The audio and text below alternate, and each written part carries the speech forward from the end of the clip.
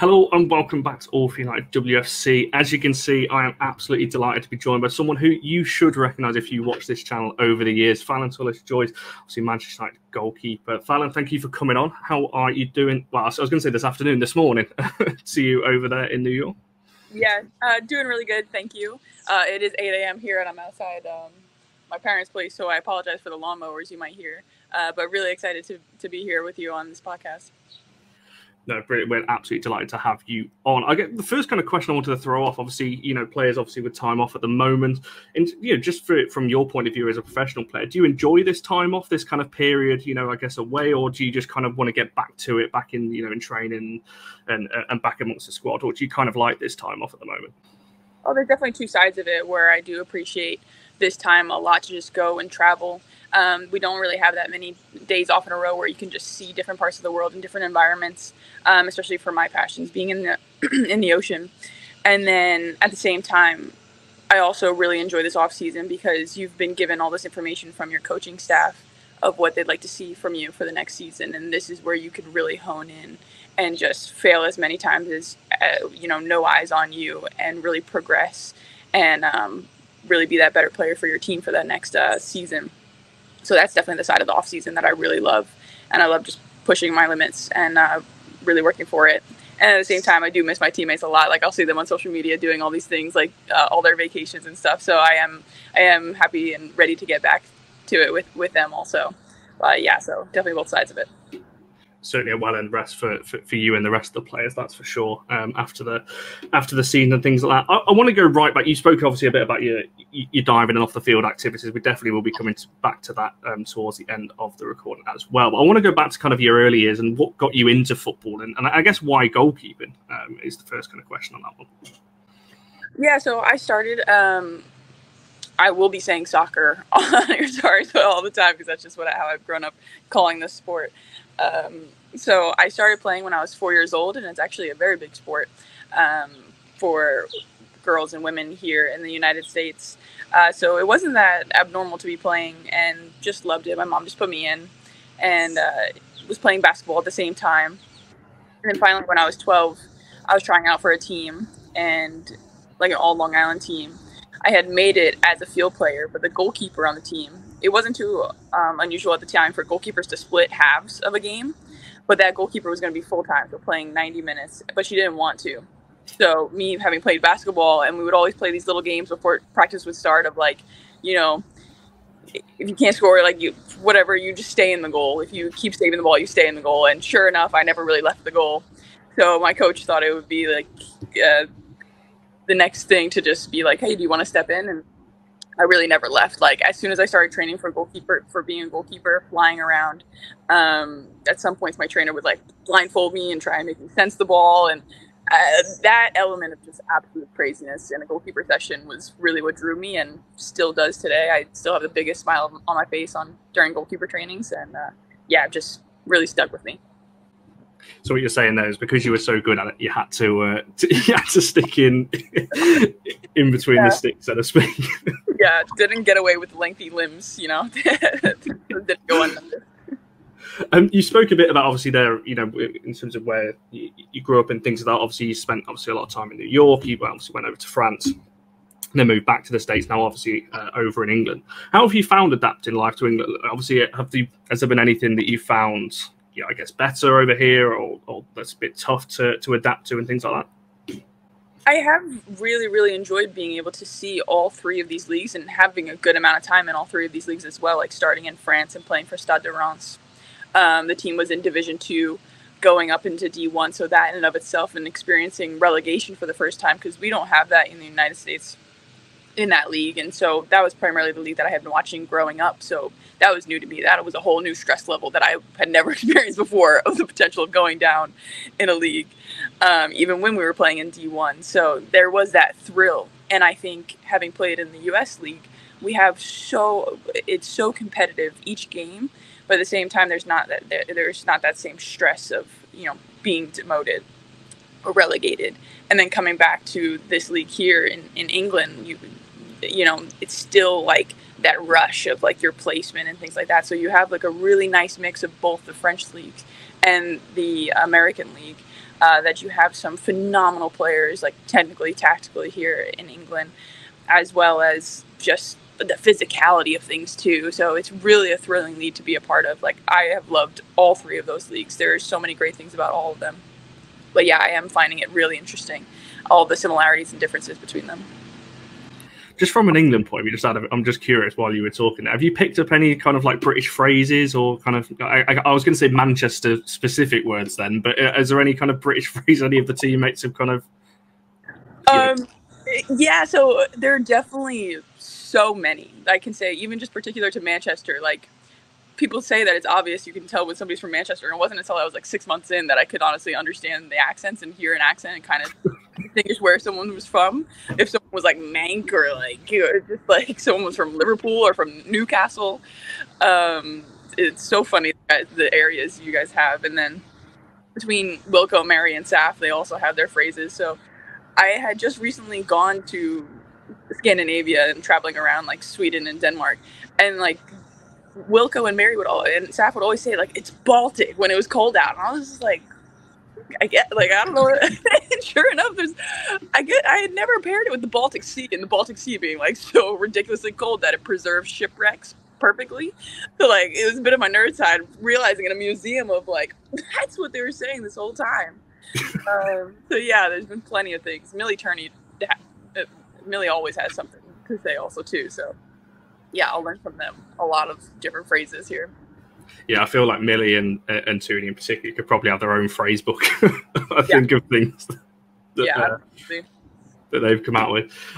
What is kind of like a typical day then for you? Obviously, you can answer this obviously from in the off season, but also during the season as well. In terms of like, what is a typical day for you? You know, kind of like I said, obviously during the season will be slightly different to obviously the off season. But yeah, obviously over here in England, what does that kind of look like for you?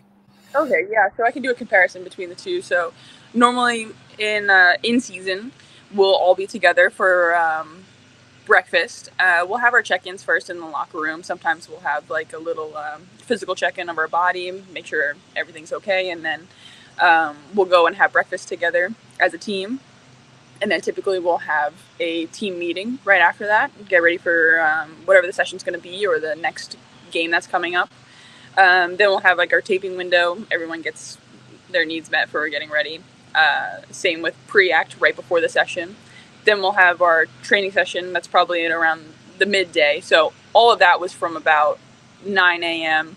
to about 11:30 a.m. being in pre-act. And then we'll have our training session around noon.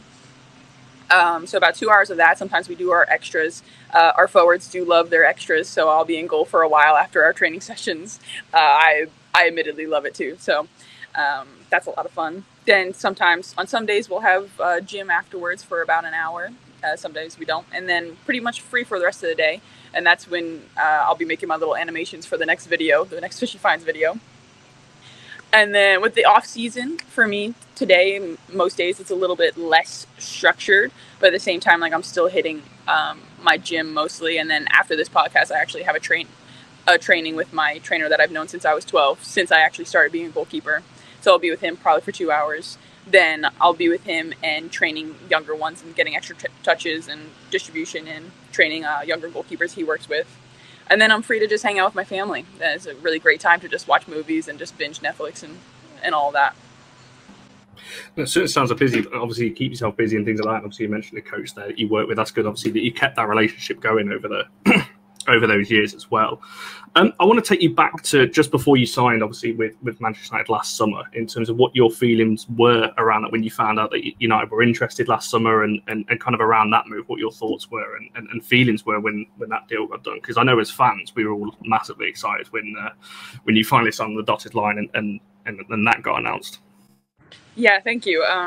Honestly, just the same way I feel right now is just super honored and grateful for them to reach out to me with their interest in the things that I've done and what I've done on the field in the American League.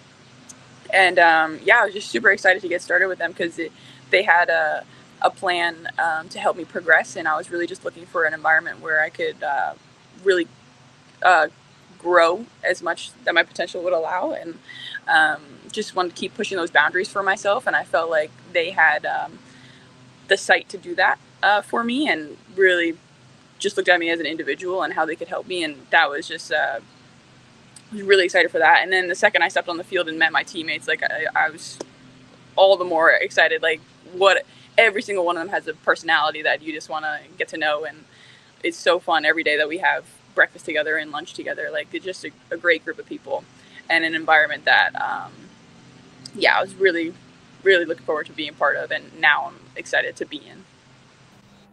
No, it certainly seems a really good environment, and obviously a lot of good people and players, obviously, to be around as well. So that's great to hear on that one.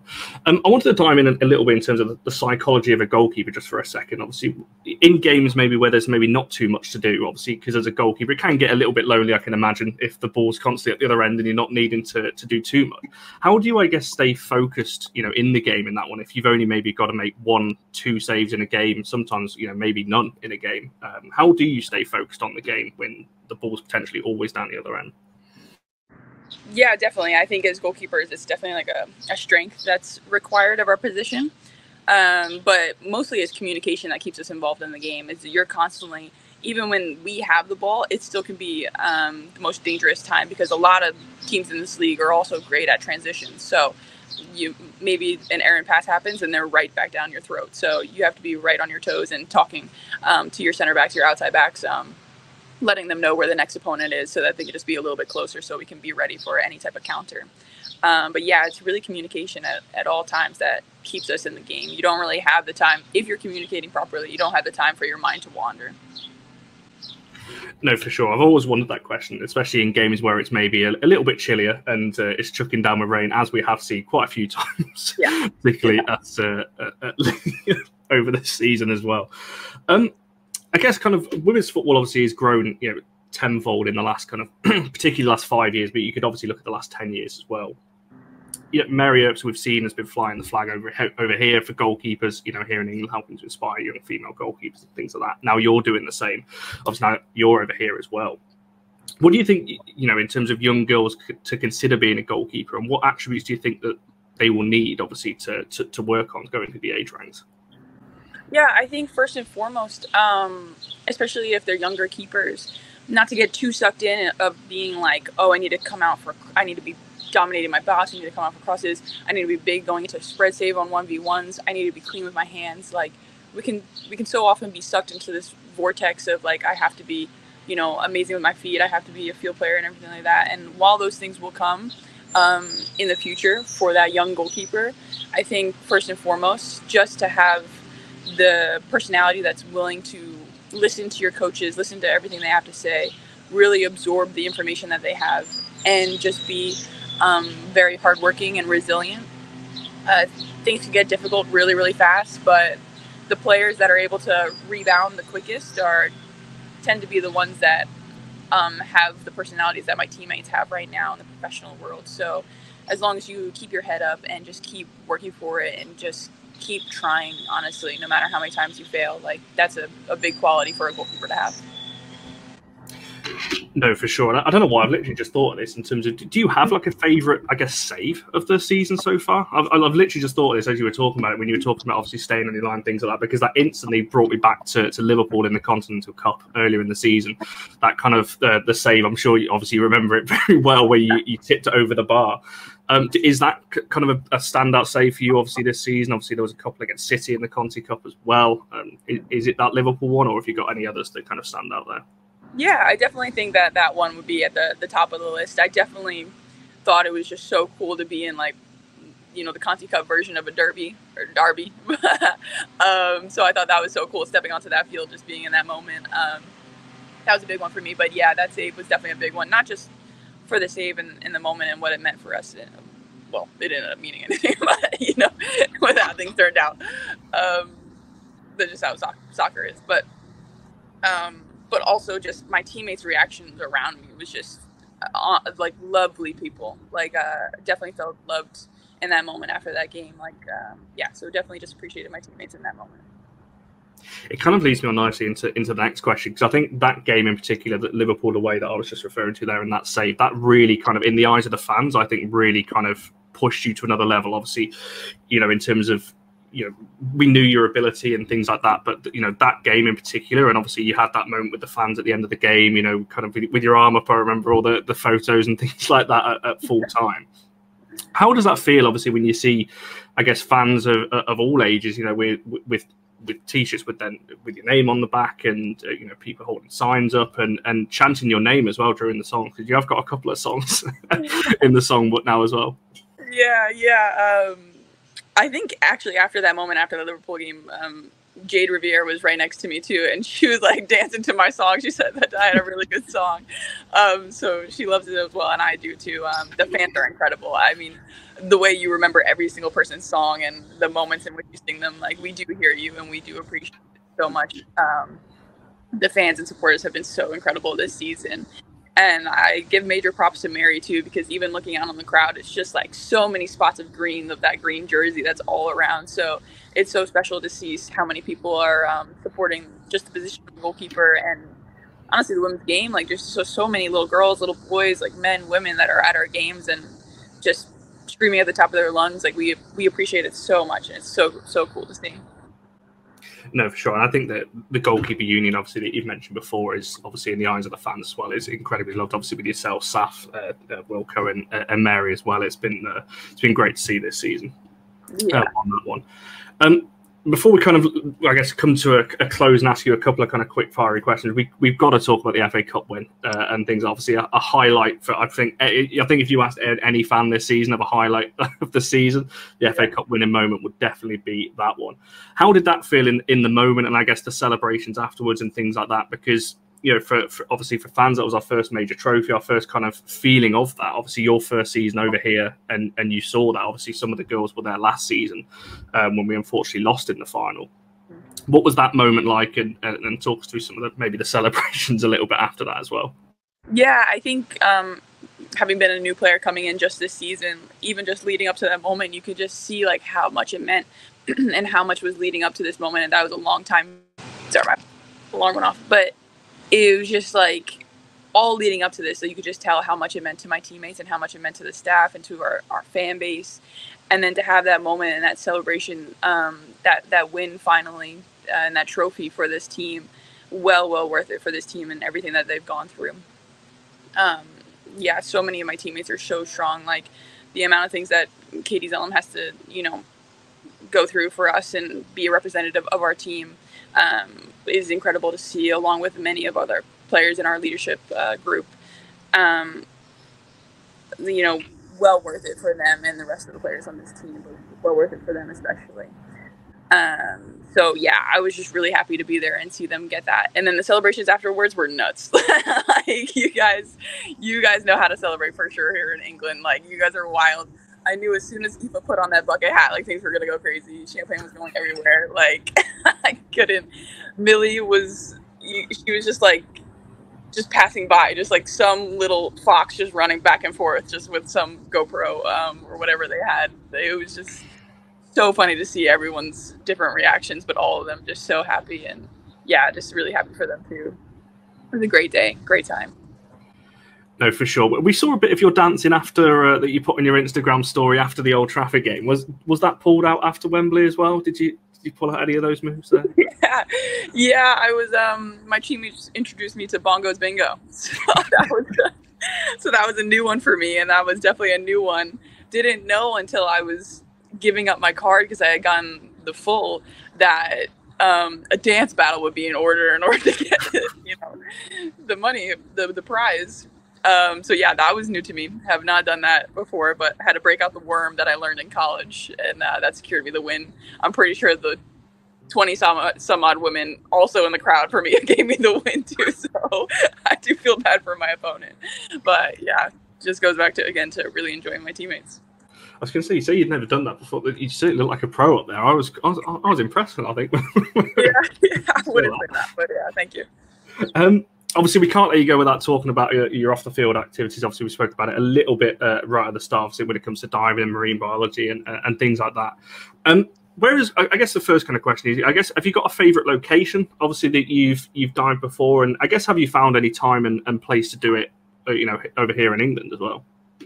Okay, yeah, so I have joined a group called Sea Search. So they are able to do a bit of citizen science underwater. So you'll conduct surveys and note what animals you see underwater in the UK. So I've been going to Anglesey quite a bit, which is just such a beautiful part of Wales, and that's kind of the closest diving location for me.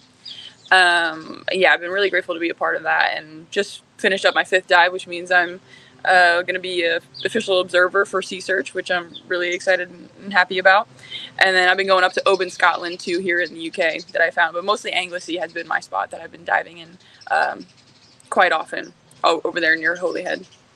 And but in the world, oh man, there's so many gorgeous ones. Like, been to Central America, like for diving in Costa Rica off of Belize, was some of the best reefs I've ever seen. Then the cenotes in Mexico, and even just went to Norway, and they had some beautiful cold water animals.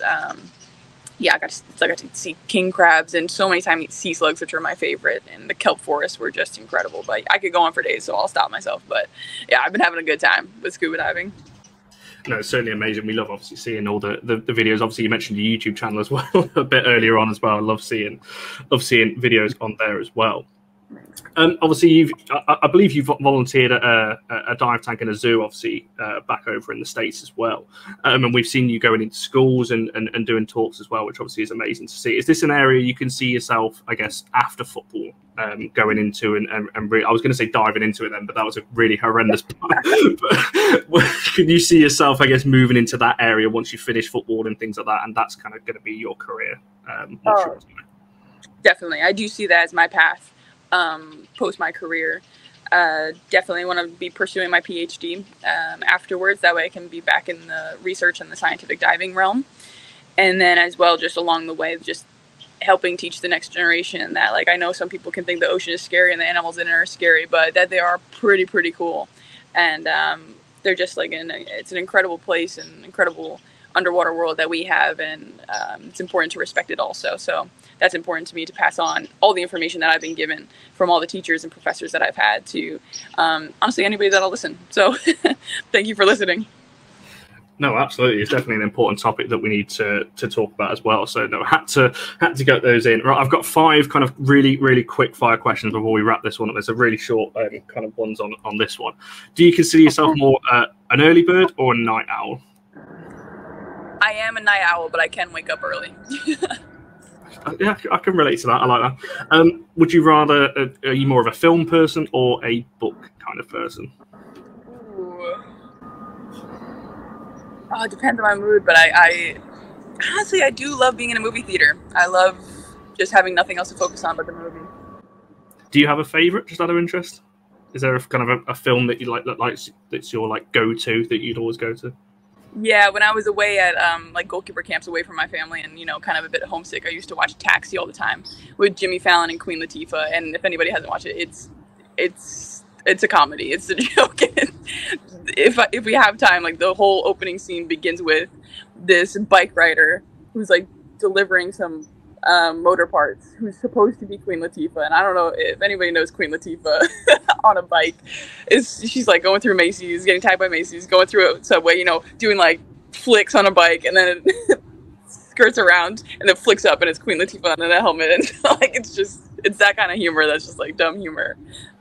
So yeah, I love that movie.